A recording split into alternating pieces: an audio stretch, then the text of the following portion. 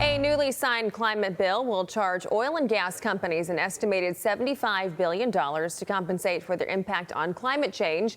Governor Kathy Hochul writing in a statement, quote, establishing the climate superfund is the latest example of my administration taking action to hold polluters responsible for the damage done to our environment and requiring major investments in infrastructure and other projects critical to protecting our communities and economy. David Webb is a Fox News contributor, and he joins me now. Good morning, David. You know, before we get started, I really just wish she would hold the criminals accountable in this state and in New York City, but that's neither here nor there right now.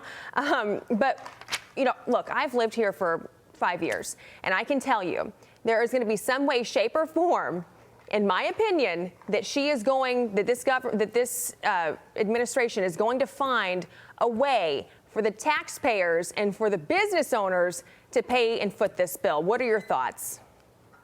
Well, I mean, this is pre-crime if you're an energy company, right? And you would laugh at that, and we probably shouldn't, because essentially New York, who now has to get energy from Canada, they're getting some of their energy brought in a project that's being developed from Canada to come down the Hudson Valley, is going to increase the cost through this climate superfund idea. So in other words, if you're an energy company, you're already guilty. They're just going to decide over the next decade how much they're going to charge you for your guilt.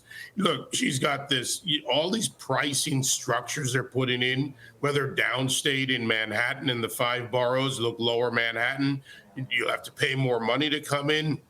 All of these energy policies, they're going to cost New Yorkers. They have to, because with a long-term unfunded liability number that is astronomical, New York is not going anywhere soon. They always talk about where our budget this year, their long-term unfunded liabilities are huge. They have problems with pension contributions. When you add it all together, it is a failed state economically. Right, and I mean, dozens of energy firms and businesses and their advocates have urged Hochul to veto the bill. They said the legislation is bad public policy that raises significant implementation questions and constitutional concerns. Moreover, its $75 billion price tag will result in unintended consequences and increased costs for households and businesses. David, what do you think? Do you think if she gets enough pressure, she's going to veto it, or do you think it's going to stick? No. I'm sorry, New Yorkers, but there is a very slim chance. Kathy Hochul is another working families party, a far left governor, just like Letitia James, a far left AG, and they are bound to this ideology. And I feel bad for New Yorkers. I have family in New York. Your bills are going to go up. Yeah, our bills are already high. Anything that she does is not going to help our bills in New York. Now to this, a candidate for the DNC chair is being called a Trumpian, but he's embracing the label. Take a listen. He won because he really ran as a Democrat of the Bill Clinton and Obama era. Bill Clinton and Barack Obama were actually very moderate, and they understood the voter. That's why Trump got 80 million votes. We have to return to fighting for policies, common sense that work. Universal school choice. Trump's right on that as well. Our kids must be taught reading, writing, math. Trump has embraced that, not gender, sex, and race. David, are you seeing a shift in the Democratic Party, especially now that Trump won with so many votes? Do you think that there's going to be a shift in the Democratic Party and that it's going to actually stick and stay? Because, I mean, I'm sure it pains them to say they agree with his policies, but they're coming out and they're saying it. Actually, there is no real shift yet. The shift only happens if the leadership. Houghton has little or no chance in this race. He's up against a couple of Bidenites.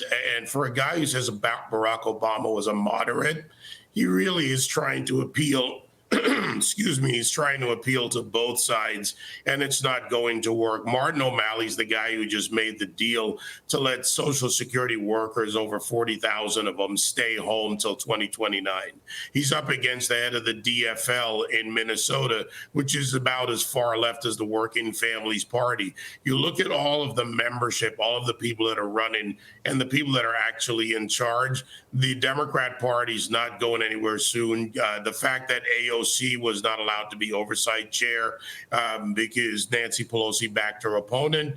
Just means they want some control in the elite quarters, but I expect not much change in the near future. Yeah, I think calling Bill Clinton a moderate might have been better than calling Barack Obama a moderate. That was a stretch. David Webb, thank you. Thank you.